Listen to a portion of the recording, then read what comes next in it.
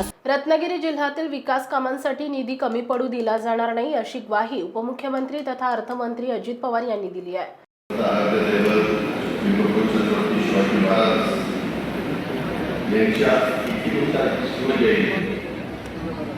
आपण राज्यामध्ये 2 प्रकारची शिवजयंती साजरी करतो। एक राज्य सरकारने 19 फेब्रुवारी या दिवशी आम्ही सगळेजण विठा महाराजांचा जन्म झाला शिवजयंती यावर जाऊन त्या ठिकाणी अभिवादन करतो आणि तिथीप्रमाणे आज राज्याच्या अनेक भागामध्ये आपल्या कोकणामध्ये देखील अनेक भागामध्ये शिवजयंती साजरी केली जाते।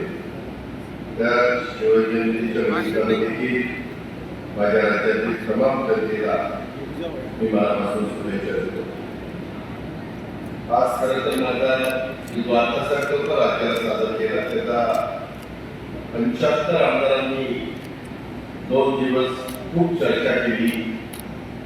त्याच्यामध्ये काही सकारात्मक भूमिका मांडली, काही नकारात्मक भूमिका मांडली, टीका झाली, काही कौतुक केलं आणि त्याचं मला उत्तर द्यायचं होतं। परंतु मला त्यांनी आग्रह केला की ते कार्यक्रम झाल्यानंतर तुम्ही इथल्या MIDC आणि टाटा उद्योग समूह संचलित कौशल्यवर्धन केंद्राच्या भूमिकेच्या करता त्याच्याकरता 197 कोटी रुपये खर्च केला जाणार आहे।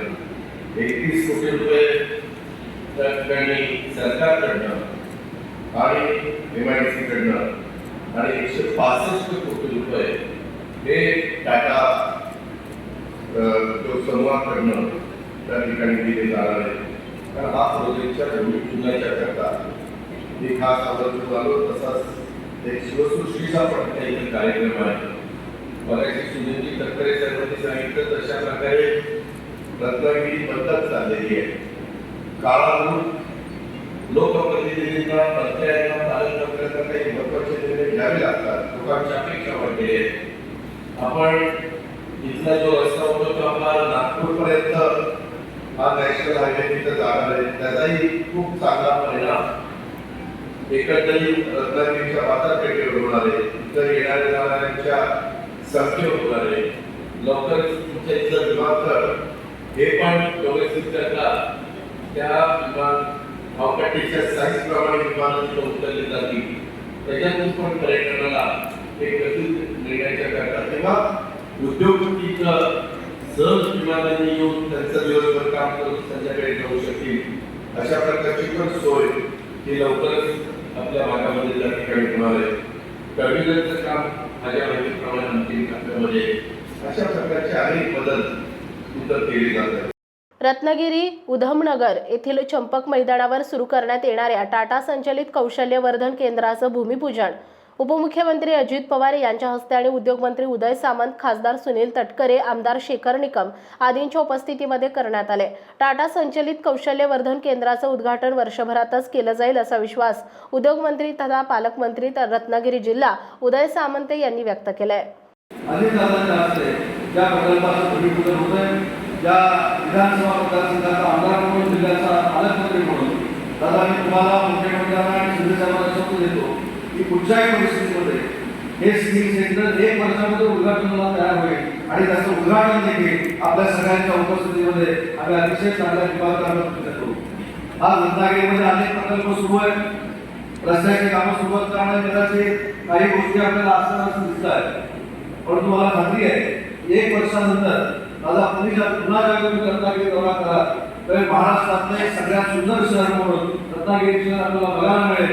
एवढ्या पद्धतीचा देखील आपण सगळ्यांनी रत्नागिरी शहरासाठी आणि रत्नागिरी जिल्ह्यासाठी केला आहे आणि म्हणूनच हा कार्यक्रम विद्यार्थ्यांच्या समोर व्हावा। ज्या विद्यार्थ्यांना आता इंजिनिअरिंगचं ज्ञान घेऊन स्किल शिकायचं आहे त्यांना देखील आता परदेशात जायची आवश्यकता नाही। त्यांना देखील रत्नागिरीमध्ये स्किल मिळू शकतं। या सगळ्या दृष्टिकोनातून हा प्रकल्प आज रत्नागिरीमध्ये उभा राहतोय। पुन्हा एकदा सगळ्या विद्यार्थ्यांच्या वतीनं रत्नागिरी जिल्ह्याच्या वतीनं खासदार सुनील तटकरे यांनी पालकमंत्री उदय सामंत यांच्या कार्याचं कौतुक केलंय।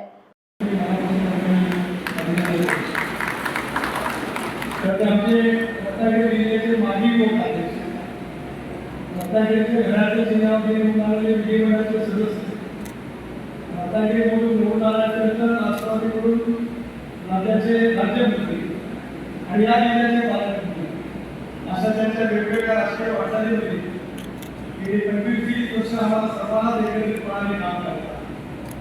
साप्ताहिक उपक्रमामध्ये नसलं तर एक सगळे साधनं असे मानण्याची मानसिकता राष्ट्रीय निर्णयाच्या भाग या देशाच्या स्वातंत्र्यपूर्व घडवणुकीमध्ये आणि स्वातंत्र्यपूर्व घडवणुकीमध्ये टाटा परिवाराचा टाटा उद्योग समूहाचा सिंहाचा वाटा आहे.